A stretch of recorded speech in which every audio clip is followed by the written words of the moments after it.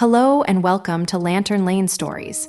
Tonight's story is Tama, the cat who saved a tiny station. Tonight we travel together to Wakayama, a quiet corner in the south of Japan. The land of Wakayama smells like ripe oranges, sweet plums, and warm pine. Soft blue mountains stand behind the rice fields. Fishing boats bob far away on the sea. Through the green hills runs a tiny train line called the Kishigawa Line. It winds slowly past plum farms and groves of glowing Mikan oranges.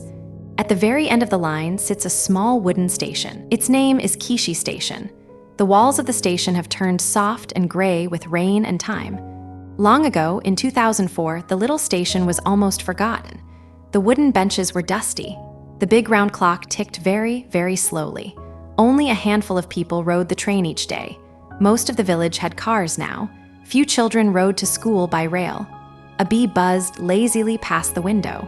The sun drew a warm yellow square on the floor. The kind man who ran the little railway sat down on the platform. He pushed his cap back and let out a long, tired sigh. "Oh dear," he said softly. "If no one comes to ride, we may have to close." He looked out at the empty rails curving into the orange trees. The afternoon air was warm. It smelled of plum blossoms and dust. His heart felt heavy and small. Somewhere in the bushes near the platform, a pair of bright green eyes was watching him. A breeze stirred the tall grass. Two pointed ears tilted forward. Out from the bushes, very softly, stepped a small cat. Her fur was three colors: snowy white, soft black, and a touch of warm orange. In Japan, cats with these three colors are called Niko, which means calico. People all across Japan say that calico cats bring good luck. She had bright round green eyes and a tail curled like a quiet kama. The villagers around the station knew her well. She had no home of her very own. She slept under wooden porches and inside warm clay flower pots. She drank from puddles after the rain. She caught beetles in the grass. "Good morning, Tama," whispered an old woman holding a straw basket of plums. Tama blinked slowly back at her. That slow, polite blink was Tama's quiet way of saying hello. Every morning, Tama trotted along the cool wooden platform. She sniffed the silver rails. She sat near the ticket gate. She watched each tiny train arrive with a soft hush of brakes.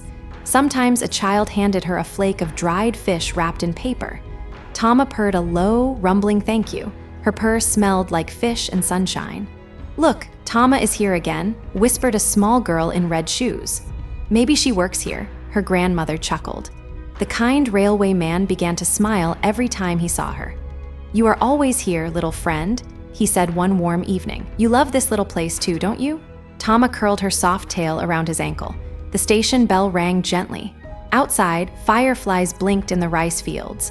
The wooden boards creaked under her tiny paws. The lonely station felt a little less lonely now. Even on the quietest afternoons, when no train came, Tama stayed. She watched the swallows dive past the eaves.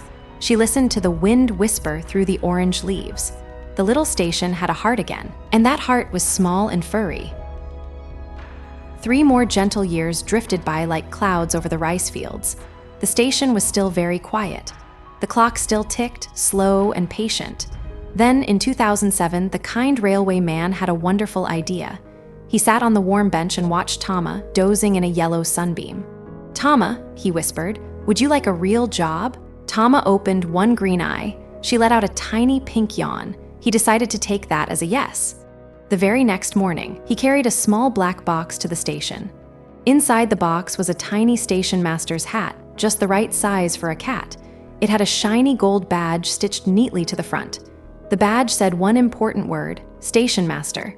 He knelt down beside Tama on the cool wooden floor. "There you are, little one," he said softly. "You are the boss of Kishi Station now." He placed the hat gently on Tama's small striped head. It sat at a funny, sideways angle, just over one fluffy ear. Tama did not seem to mind one bit. She walked carefully to her favorite spot by the round window. She sat up very straight, like a little soldier in a soft fur coat. The hat tilted in the breeze. Her tail tapped softly, calm and proud. News of the Calico station master spread quickly through the green hills. A newspaper man came with a clattering camera and kind, twinkling eyes. "May I take her picture?" he asked. "Please do," said the kind railway man. "She is the boss now." Click, click, click. The next week, Tama's photograph was in newspapers far away. People from the next town came to see her. Then people came from the next prefecture with bento boxes for the train ride. Then visitors arrived from Tokyo, from Osaka, and even from across the wide blue sea. They lined up quietly on the dusty wooden floor. They held their cameras gently, like little birds cupped in their hands. "Konnichiwa, Tama," they whispered, bowing softly. "Hello, little master." Tama blinked her slow, polite blink for each one. A small boy from very far away peeked over the counter. "She really has a hat," he gasped. "SSSHH," his mother smiled. "She is working." Tama tucked her paws under her chest and yawned very politely. The trains began to fill up. The Kishigawa Line rolled along the silver rails with happy passengers. The little wooden station, which had almost been forgotten, filled with gentle footsteps once more. Outside, the cicadas sang in the warm summer trees. And under the round window, a small calico cat in a sideways hat watched it all. By 2010, so many visitors were arriving each week that the little station was rebuilt. Workers came with tools and quiet smiles. They shaped the new roof to look like a sleeping cat's face. 2 soft triangle ears poked up at the corners. 2 round windows looked just like big, watching cat eyes. Even the door handles were carved into the shape of curling tails. Inside the station, a small cafe opened. It smelled of warm milk, fresh toast, and green tea. Children ate little cookies shaped like tiny paws. One whole train was painted to look like Tama herself. Curling whiskers stretched across its silver nose. 3 soft color patches ran along its sides. It rolled past the orange groves with a friendly little whistle. Children pressed their noses to the windows and giggled. "Look, look, the Tama train," they cried. "It even has whiskers." Tama did her gentle job for 8 quiet years. She greeted travelers in the morning. She slept in a sunny round basket at noon. She never minded the polite cameras at all. In 2015, when Tama was very old, she fell asleep for the very last time. The whole town came to say a soft goodbye. They brought tiny white chrysanthemums and folded paper cats. They lined the platform without a single shout. The kind railway man bowed his head deeply. "Thank you, little master," he whispered. "You saved our line." But the story did not end there. Tama had been quietly training an apprentice all along. Her name was Nitama, which means second Tama. Nitama was also a calico with the same 3 soft colors. She wore the very same little hat, slightly sideways, just like her teacher. "Welcome to the office," the railway man said gently. "It is your turn now." Nitama blinked her slow, polite blink. Today, Nitama still greets the travelers at Kishi Station. She sleeps soundly in the cozy office Tama once used. Trains shaped like cats still glide along the Kishigawa Line. And here is what you can carry into your dream tonight, little one. If you ever go to Wakayama, you can ride the Tama train through the orange groves. You can see the cat-shaped roof with its 2 pointy ears. You can meet a real Calico station master, still on duty in her tiny hat.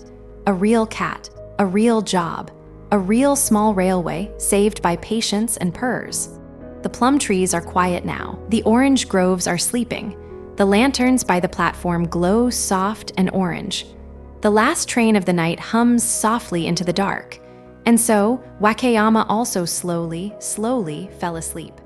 Good night.